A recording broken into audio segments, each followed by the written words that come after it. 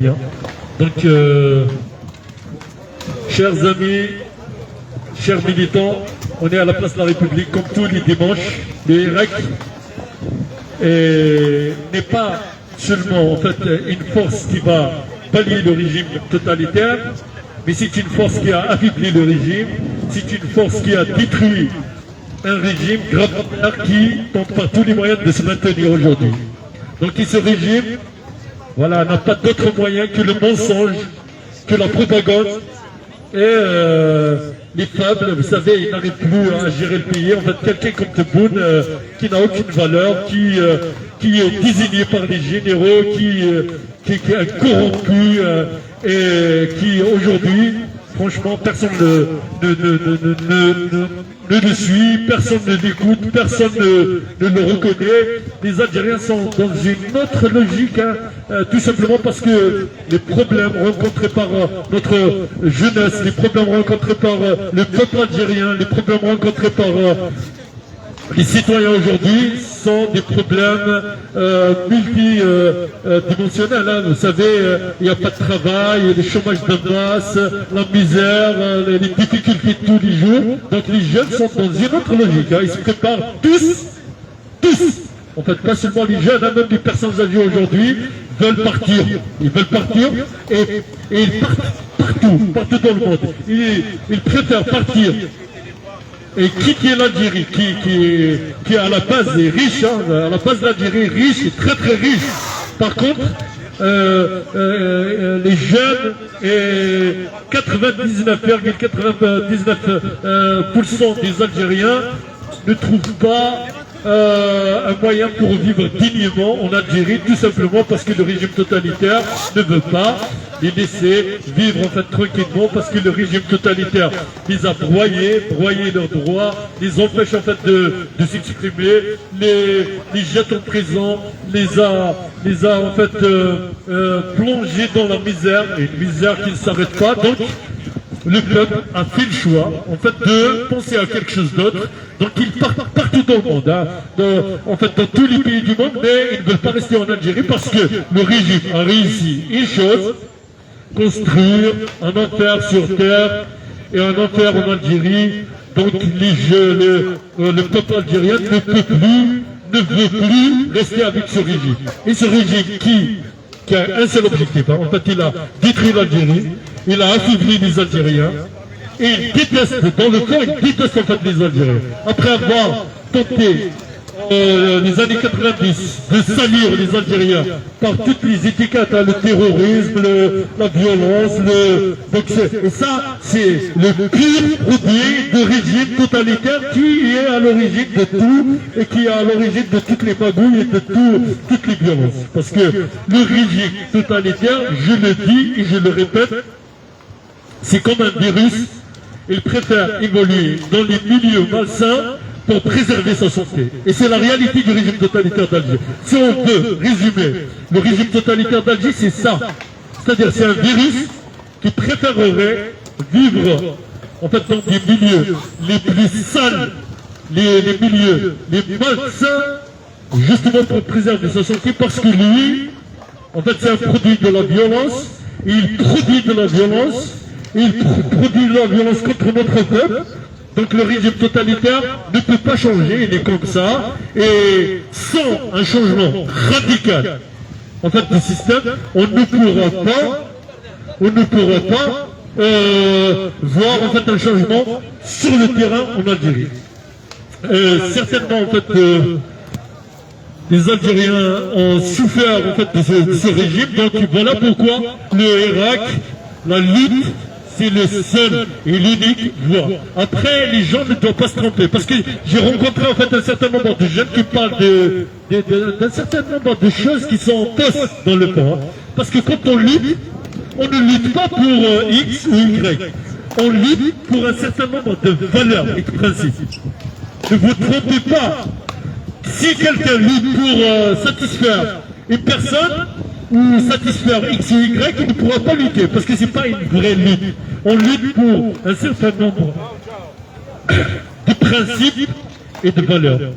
Et parce que quand on lutte pour la liberté, on lutte pour la démocratie, on lutte pour les droits de la personne humaine. Ça, c'est des principes et valeurs qui sont en fait des valeurs universelles et qui, quand on arrive à arracher le droit, en fait la démocratie, les libertés, les droits de la personne humaine, donc on arrive à aider la société justement à avoir le droit d'avoir ses droits. Et ça, c'est très important.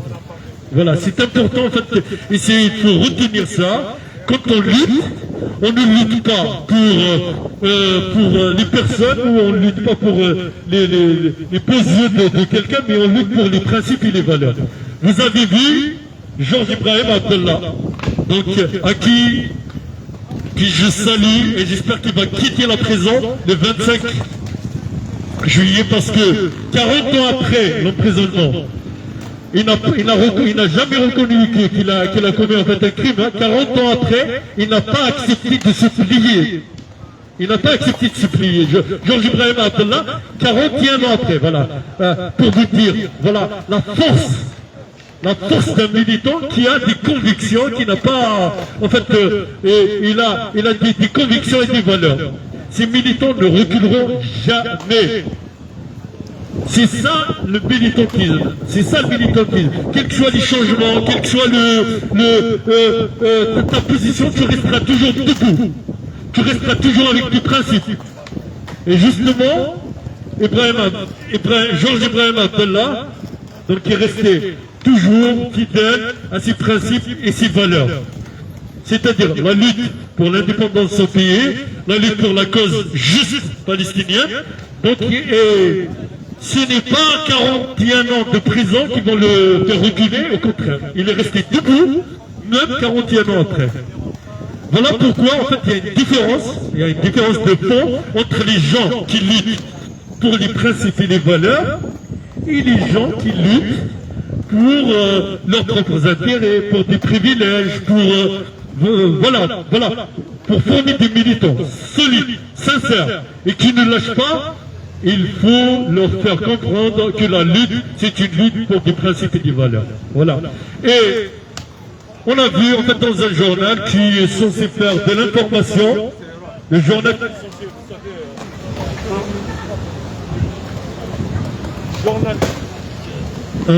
donc le journal qui est censé faire de l'information, Moudjahid...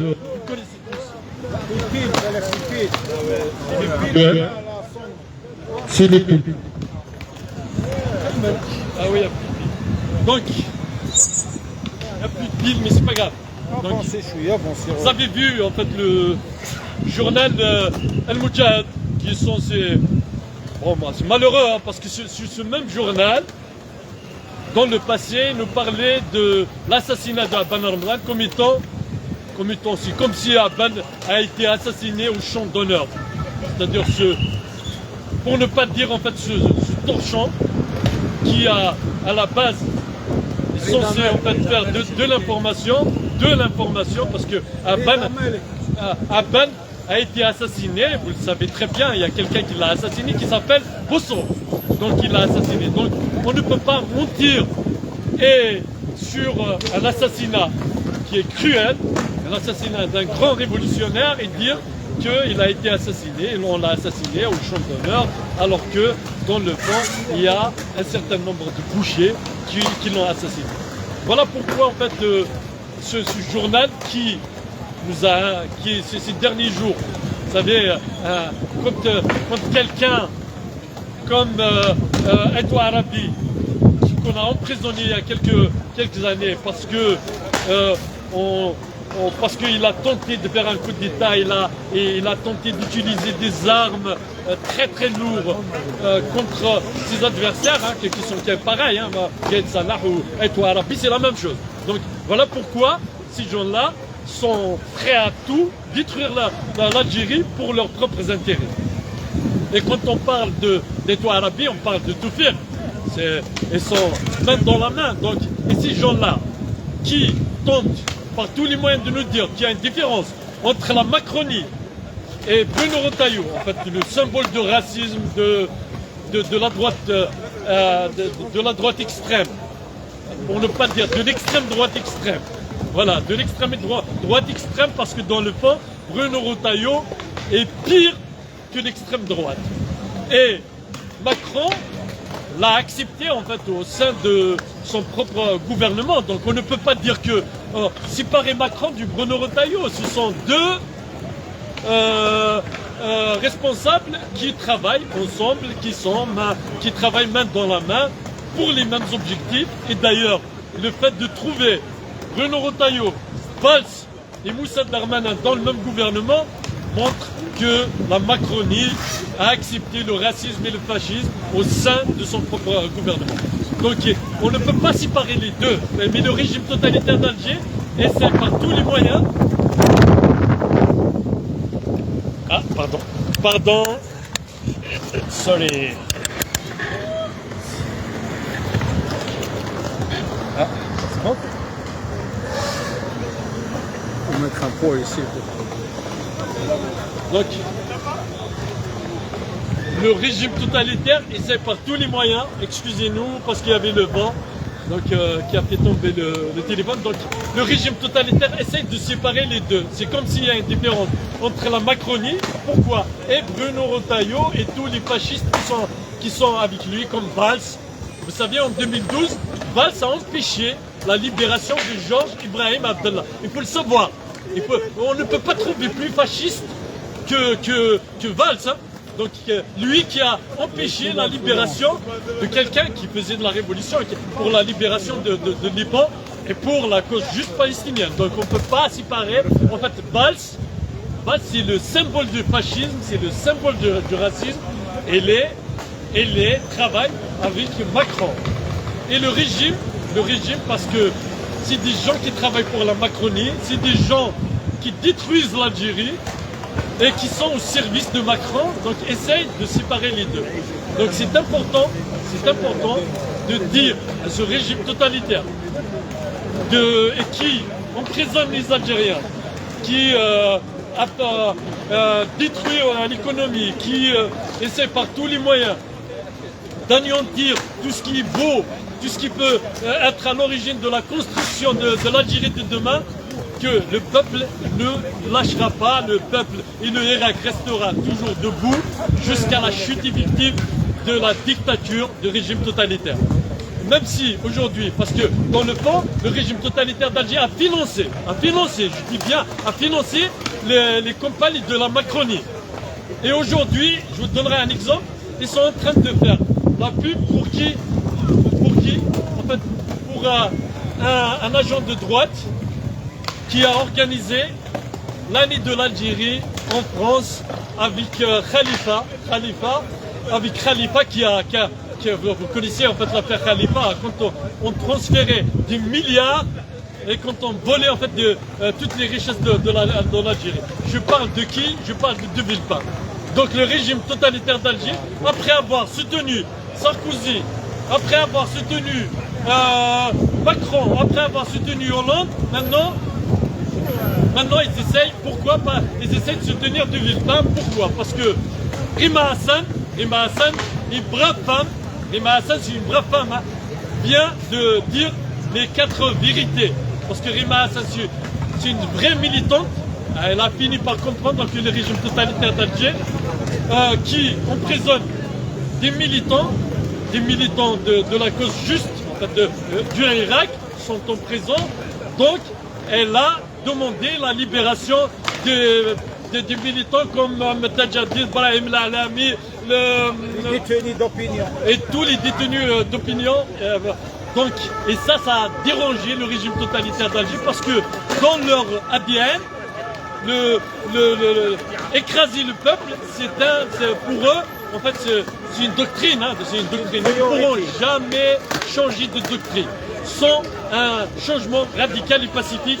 Nous, on aime l'Algérie, on ne veut pas déstabiliser l'Algérie, on ne veut pas mettre en difficulté l'Algérie, mais on veut se débarrasser de ce régime totalitaire. On veut se débarrasser de cette junte militaire parce que tant que cette junte est au pouvoir, l'Algérie va reculer. Sinon, on parlait tout à l'heure en fait, de l'importation des moutons pour tuer l'agriculture en Algérie. Vous imaginez en fait des gens qui travaillent Contre leur pays. des personnes qui travaillent du matin jusqu'au soir Contre comme l'économie. nos agriculteurs en fait, qui travaillent du matin jusqu'au soir pendant toute l'année et ils font des sacrifices énormes. Et à la fin de l'année, à l'approche de l'Aïd, Tebboune, le Mzouar qui n'a jamais travaillé de sa vie, et les généraux vont importer en fait, des moutons à l'étranger pour mettre en difficulté L'économie. les personnes qui travaillent. En fait, des personnes qui travaillent et qui font des sacrifices énormes pour ne pas les empêcher de nourrir leurs enfants. Donc voilà pourquoi ce régime on ne doit pas les laisser tranquilles, on doit lutter. Et Aïtou Arabi qui nous insulte les militants, qui passe son temps à insulter les militants, et moi je suis convaincu en fait dans ce torchon, le journal de l'Ouatan, en fait les personnes qui écrivent en fait c'est Hassan, c'est Aïtou Arabi, Hassan Aïtou Arabi ou Abdelkader Aïtou Arabi, qui n'a jamais lutté pour les intérêts des Algériens, mais pour ses propres privilèges et les privilèges de la base sociale du régime qui vole, qui organise les prédations. Et pour salir l'immigration, le régime, comment il procède en fait ces derniers jours, toutes les personnes qui rentrent en Algérie, le régime totalitaire, en s'appuyant sur son journal, tout sur l'Algérie, TSA, qui est là pour amplifier la propagande du régime, accuse un Algérien de détournement d'argent, en fait, alors que c'est son argent. Quand quelqu'un travaille à l'étranger pour aider sa famille, pour construire en Algérie, pour développer l'Algérie, le régime le met, en fait, essaie de le mettre en fait, dans le même panier que les généraux qui, eux, au contraire, en fait, ils volent l'argent des Algériens et ils le mettent en fait dans des banques à l'étranger. Donc, et ce régime vole l'argent des Algériens de l'intérieur et il a trouvé un moyen pour voler les Algériens qui nourrissent l'économie algérienne et qui font travailler des milliers de personnes. Voilà pourquoi on n'a pas le droit de reculer et il faut continuer à lutter jusqu'à la chute effective de ce régime totalitaire. Vive la lutte et vive la révolution. زعل شو يكون سخرين